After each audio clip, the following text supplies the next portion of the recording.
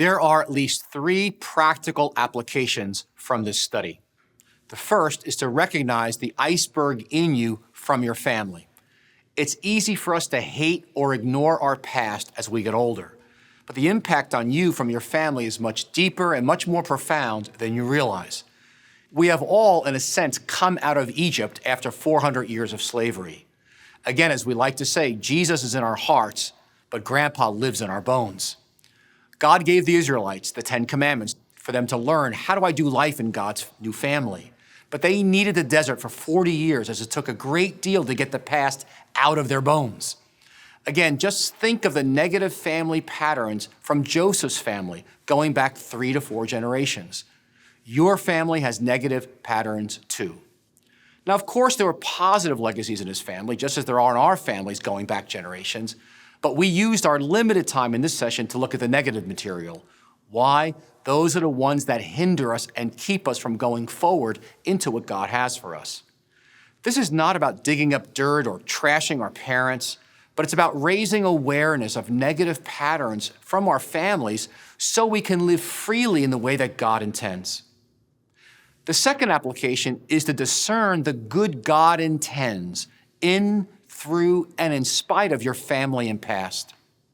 How does Joseph get to Genesis 50:20, where he says, you intended to harm me, but God intended it for good, to accomplish what is now being done, the saving of many lives?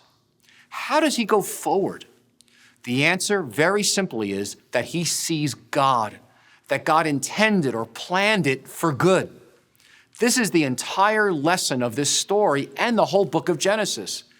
At one level is the struggle of an individual and family with great problems. But the purposes of God are at work in hidden and mysterious ways.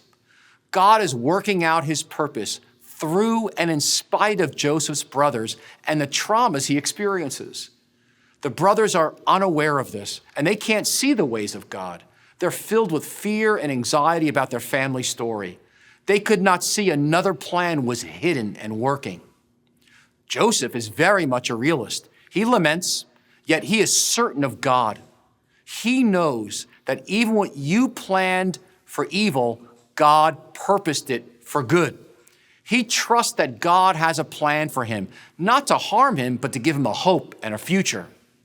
He seems to relax in the reality that in all things, God works for the good of those who love him, who've been called according to his purpose.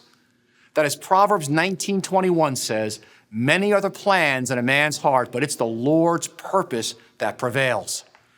God's plan works through everything. We also learn from the story of Joseph, the evil plans of humans do not defeat God's story. Instead, they unwittingly become ways that God's plan is furthered. Remember that out of the horrific evil of Jesus being crucified on the cross, the reality of our crucified God comes the greatest, most liberating news the world has ever known. Out of suffering and death comes life and salvation. In so many ways, the story of Joseph is the gospel, that God's about bringing good to you and for you and through you. God's sovereignty and blessings can be found in what appear to be the most horrific crimes and disastrous circumstances. It doesn't mean that God approves of it. It's simply testimony of his ability to bring good out of evil. God did not approve of what Joseph's brothers did. They're responsible for that. And God did not need their betrayal to get his plan done or to get Joseph and Jacob's family to Egypt. But in some way, God was going to get Joseph to a place where he would be a blessing to the nations. We can trust God is doing the same thing with you and me. God intends to work good for you in, through, and in spite of your family and past. The third application is an invitation to make the decision to do the hard work of discipleship. This is not easy or quick. There are many large elements to it. Joseph is faithful to God as a slave, a prisoner, a number 2 employee, regardless of the circumstances. Joseph engages his family as God opens the door. He does not deny the harm done through them. He weeps over his losses. He doesn't sweep it under the rug. He doesn't deny it or suppress it or medicate himself to numb the pain. Instead, he consistently surrenders to God's will with an open hand, and he trusts in God's goodness. God invites us to do the same. You can choose to not go on this route, but God has placed you on earth for a purpose, to bless you and that you might be a blessing to others. I love the phrase, the invisibility of God in human affairs. That is what Joseph knows to be true. That is your whole life to this point. God is working in ways we can't see. God really is about a new beginning. He is for life.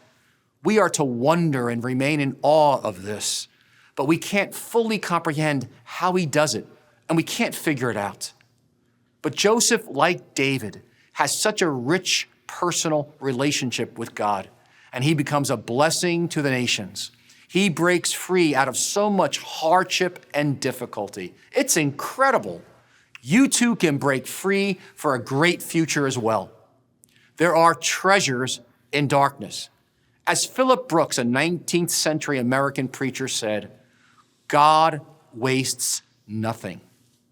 When we join God, when we abide and stick with him and remain with him, we find that some of our best material is found in the failures, yes, even the sins of our past. So let me invite you again this week to dig into the Daily Office in the day-by-day devotional. You'll be in week 3 that will have devotional readings around the scripture and silence that correspond to this week's study. And you will want to read the next chapter in the Emotionally Healthy Spirituality book, Journey Through the Wall.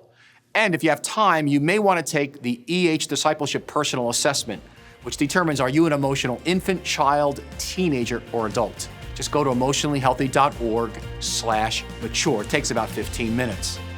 So my prayer for you is that you may be like Joseph, staying with Jesus through the good times and the rough times, allowing him to take all the broken parts of your history, that your life might be a gift and a blessing to all those around you.